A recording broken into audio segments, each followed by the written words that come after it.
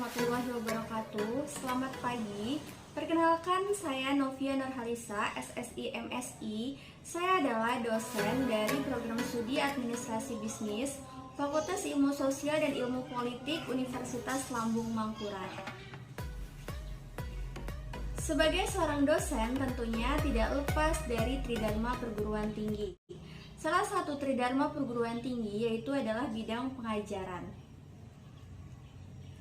Proses pembelajaran di sini saya menerapkan delivery, yaitu penyampaian materi perkuliahan, kemudian ada interaktif, yaitu ada interaksi, tanya jawab dan berupa diskusi, dan terakhir ada assessment berupa tugas dan feedback untuk mengetahui sejauh mana pemahaman mahasiswa terhadap materi.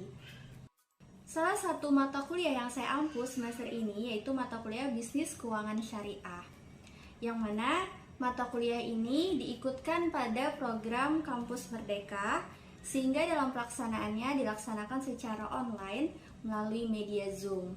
Dalam pengajaran, saya mengikuti CPL, Capaian Pembelajaran Lulusan dari Program Studi Administrasi Bisnis, yang terdiri dari 4 aspek, yaitu aspek sikap, aspek pengetahuan, aspek keterampilan umum, dan aspek keterampilan khusus. Dari CPL program studi maka diturunkan menjadi CPMK, yang mana CPMK mata kuliah ini yaitu mampu menganalisa konsep bisnis keuangan syariah dan prinsip-prinsip muamalah dalam transaksi syariah. Dari CPMK diturunkan menjadi 8 sub CPMK, yang mana dari 8 sub CPMK itu akan ditetapkan pada 14 pertemuan di kelas, di luar dari ujian tengah semester UTS dan ujian akhir semester atau UAS. Deskripsi singkat dari mata kuliah Bisnis Keuangan Syariah yaitu mahasiswa mampu memahami konsep keuangan syariah, kemudian ada prinsip muamalah dan teori akad, ada manajemen perbankan syariah dan juga manajemen pembiayaan syariah, ada pegadaian syariah, asuransi, dan lembaga keuangan mikro syariah. Proses pembelajaran dilengkapi dengan LMS, yaitu pada situs laman simari.ulm.ac.id. Pada laman tersebut, saya mengupload RPS dan bahan ajar yang mana bisa langsung diakses oleh mahasiswa. Mahasiswa bisa langsung melakukan presensi pada laman tersebut. Kemudian dilengkapi juga dengan e-learning, yang mana pada media tersebut terdapat forum chat atau obrolan antara dosen dan mahasiswa, kemudian ada forum pengumpulan tugas atau assessment, yang mana bisa langsung diakses oleh mahasiswa. Sistem penilaian juga dilakukan di LMS tersebut, sehingga dosen bisa mengupload nilai dan mahasiswa bisa melihat nilai tersebut. Di sini, dosen mengedepankan transparansi dan objektif dalam penilaian. Pada kesempatan ini, saya akan menampilkan salah satu cuplikan video mengajar saya untuk mata kuliah Bisnis Keuangan Syariah yang dihadiri oleh mahasiswa Program Mahasiswa Merdeka tahun 2023. Oh iya ya, oke. Baik. Oke, assalamualaikum warahmatullahi wabarakatuh. Selamat pagi. Ya, jadi sebelum saya menyampaikan materi ya, di sini pertama-tama sudah dibahas itu tentang muamalah ya. Kita kalau misalkan berbicara tentang bisnis keuangan syariah atau ekonomi syariah itu tidak lepas dari prinsip muamalah. Ada yang masih ingat apa itu muamalah? Ayo. Coba, siapa yang masih ingat? Muamalah itu berbicara tentang apa sih?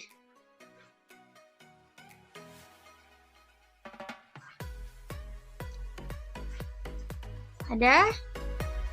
Imro mungkin? Ya, permisi Bu. Menurut saya mungkin muamalah itu akad dan perjanjian dalam urusan pedagang itu harus sesuai dengan syariat Islam. Oke ya. Kurang lebih seperti itu, Bu. Ya, betul ya. Nah, jadi memang muamalah itu adalah hubungan antar manusia ya, baik dalam perdagangan, jual beli dan sebagainya. Tapi apa yang kita tekankan ya berdasarkan hukum Islam ya, atau berdasarkan syariat Islam ya. Nah, itu adalah muamalah. Oke. Kemudian sebelum kita masuk ke materi ya, materi hari ini tentunya kita sudah tahu ada yang namanya lembaga keuangan syariah ya. Nah, lembaga keuangan syariah itu apa aja contohnya? Ada yang masih ingat? Atau ada yang mau menjawab? Silahkan. Ada si Grace Tria, ada Jessica. Ayo, apa sih contohnya lembaga keuangan syariah? Atau salah satunya kira-kira apa?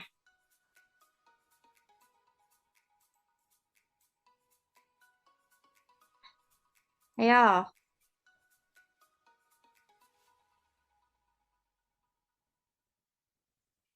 Siapa? Jessica mungkin?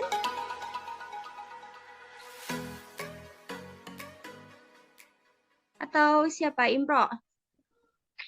Ya, silahkan. Gimana, Impro? Oh, mungkin Kak Yesika, Bu. Ya, Kak Yesika. Oh, Jawab. ya. Oke. Saya persilakan. Oke, Jessica silahkan. Apa aja kira-kira lembaga keuangan syariah yang ada ya? Yang di Indonesia khususnya apa?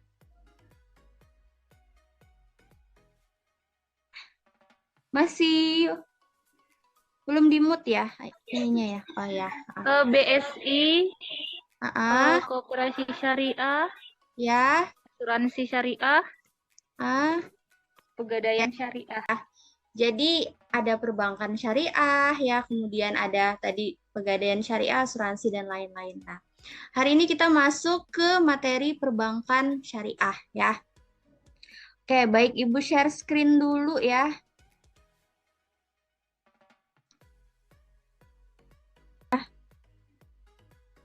Muncul, Bu.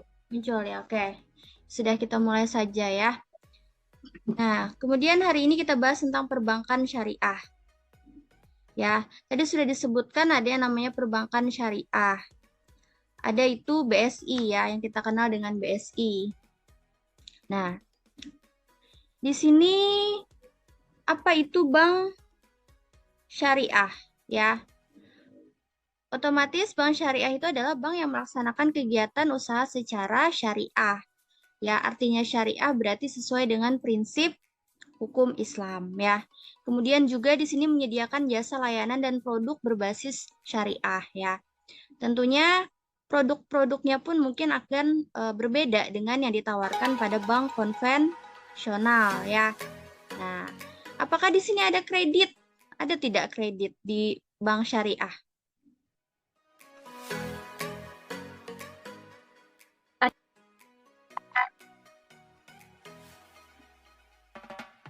Ada tidak? Ada ya, tapi namanya adalah pembiayaan ya. Nah, jadi kita bisa bedakan mana yang bank konvensional, mana yang bank syariah. Oke. Kemudian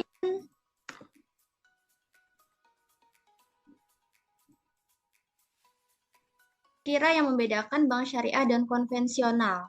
Kalau konvensional sumber hukumnya berdasarkan apa? Berdasarkan dari peraturan undang-undang ya. Sementara kalau syariah berarti sumber hukumnya berdasarkan hukum Islam ya, atau hukum syar'i ya. Nah, kemudian dari segi keuntungan ya. Keuntungan untuk bank konvensional itu berupa apa? Apa kira-kira? Sebutannya apa?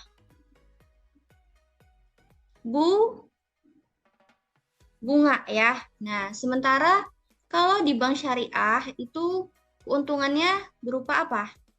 Berupa bagi hasil ya.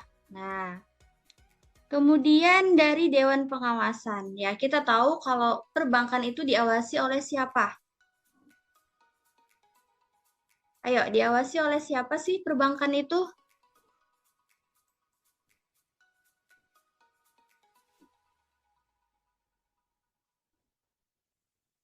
Suara Ibu terdengarkah?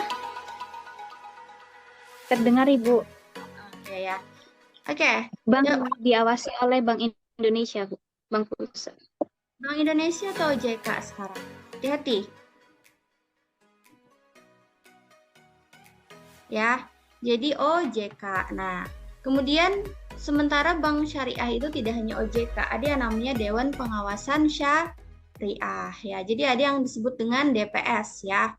Nah, sampai sini ada yang ditanyakan atau sudah paham? Sudah paham, Bu. Ya, jadi jelas ya. Dari segi sumber hukum, dari segi keuntungan, kemudian ada dewan pengawasannya. Nah, selanjutnya kalau sistem syariah itu kita kenal dengan sistem bagi hasil ya, atau bahasanya adalah nisbah. Nah, apa sih bedanya bagi hasil dan bunga ya? Nah, kita tahu kalau bunga itu suku bunganya ditentukan di muka ya. Sementara bagi hasil pun akan ditentukan di muka nanti sesuai dengan akad ya.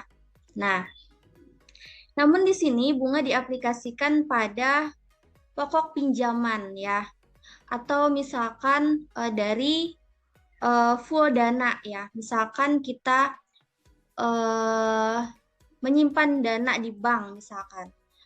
Sejumlah uang ya. Nah, yang akan kita dapat adalah persentase bunga dari dana tersebut, ya kan? Misalkan deposit 6%, berarti 6% dari dana yang ada itu sekian berapa ya. Nah, itu. Kemudian sementara untuk bagi hasil. Nah, bagi hasil itu lebih ditekankan pada hasil atau misalkan pendapatan atau keuntungan, ya. Nah, maksudnya seperti apa? Jadi kalau misalkan ekonomi sedang stabil ya. Nah, otomatis misalkan operasional bank juga akan semakin meningkat. Apa keuntungannya bagi kita ya? Otomatis kita mendapatkan bagi hasil yang lebih banyak kah atau lebih sedikit? Ayo. Kira-kira. Kira-kira apa? Kalau misalkan ekonomi sedang membaik, keuntungan atau pendapatan dari operasional bank juga akan semakin baik. Sementara apakah bagi hasil kita itu akan meningkat atau kira-kira menurun? Ayo. Ayo. Jessica mungkin? Atau Gracia? Imro? Kira-kira seperti apa?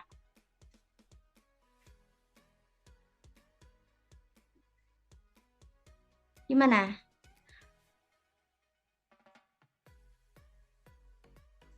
Nah, jadi di sini kalau misalkan ekonomi sedang baik ya itu juga akan memberikan dampak terhadap kita ya.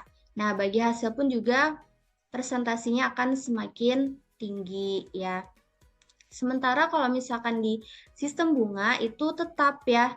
Jadi baik misalkan keuntungan bank semakin tinggi ya, tapi kita tetap dapat bunga yang sudah disepakati ya, atau bunga yang sudah ditentukan oleh pihak bank. Nah, sementara kalau bagi hasil itu berimbang ya. Jadi kalau misalkan semakin tinggi atau misalkan semakin besar keuntungan, maka yang kita dapat juga akan semakin besar ya. Nah, sampai sini paham? Paham, Bu. Ya, jadi kenapa di sini syariah itu dikatakan bahwa kita melihat kemaslahatan umat ya, artinya kemanfaatan umat ya. Jadi tidak sepihak ya. Nah, kemudian di sini suku bunga dapat berubah sewaktu-waktu. Nah, secara sepihak ya. Jadi ini murni ditentukan oleh bank ya. Tapi kalau bagi hasil itu bisa berubah apabila sudah disepakati kedua belah pihak ya. Nah, jadi dari akad itu muncullah kesepakatan bagi hasil, kemudian nanti dari perolehan keuntungan atau pendapatan, apabila pendapatannya meningkat, maka bagi hasilnya juga akan semakin bertambah ya. Nah, karena di sini kita mengutamakan hubungan dari kedua belah pihak ya, baik dari pihak banknya maupun pihak nasabah ya. Jadi meminimalkan Untuk resiko itu dibagi bersama, kemudian keuntungan juga dibagi bersama, sehingga sama-sama memberikan manfaat ya. Nah, tuh. Oke, ada pertanyaan sampai sini?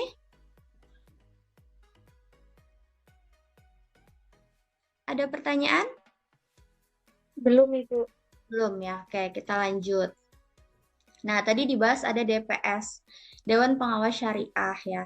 DPS itu diangkat oleh Rapat Umum Pemegang Saham ya. Kita sudah tahu bahwa dalam suatu struktur itu ada yang disebut dengan RUPS ya. Kemudian di sini apa tugasnya DPS itu ya? Jadi sesuai dengan namanya pengawas ya berarti mengawasi ya, memberikan nasihat dan saran kepada direksi ya, serta mengawasi kegiatan bank agar sesuai berjalan dengan prinsip syariah ya. Jadi DPS ini dia mengawasi ya apakah kegiatan bank itu sudah sejalan dengan prinsip syariah. Misalkan dari akadnya dulu, kemudian nanti dari bagi hasil ya, kemudian dari apa kerjasamanya dalam bentuk apa, misalkan jual belikah atau yang lain. Nah itu harus berlandaskan prinsip syariah. Jadi untuk kemanfaatan umat ya. Artinya tidak ada yang dirugikan ya. Oke. Nah, kemudian fungsi bank syariah itu ya. Pada umumnya sama saja ya seperti bank konvensional. Fungsi bank itu apa sih? Ada dua, apa aja? Apa? Menghimpun dana. Ya, suaranya terputus. Menghimpun dana dari masyarakat dan menyalurkan dana. Ya, betul ya. Jadi ada menghimpun dana dan menyalurkan dana ya. Itu adalah fungsi. Nah, kemudian begitu juga dengan bank syariah. Tapi di sini ada tambahan lagi. Bank syariah itu dapat menjalankan fungsi sosial dalam bentuk lembaga baitul mal ya. Nah, apa itu lembaga baitul mal? Yaitu lembaga yang menangani ada zakat, wakaf ya dan sebagainya ya. Jadi di sini ada fungsi sosial lagi ya. Jadi selain menghimpun dan menyalurkan itu ada fungsi sosial. Makanya nanti sebagian dari hasil itu akan dimasukkan ya atau misalkan disetor ke fungsi sosial baik dalam bentuk wakaf, zakat dan lain-lain ya. Nah, jadi di sini ada hak lain ya. Jadi tidak hanya menyangkut tentang nasabah maupun bank tapi ada masyarakat lain ya, ada fungsi sosial. Oke. Kemudian dari organisasi bank syariah itu sama saja pada umumnya ya. Ada RUPS, nah cuman di sini ada Dewan Pengawas Syariah ya. Dewan Komisaris juga ada, direksi ada, kemudian divisi masing-masing ya, kemudian ada kantor cabang ya. Ya, misalkan BSI itu ada beberapa kantor.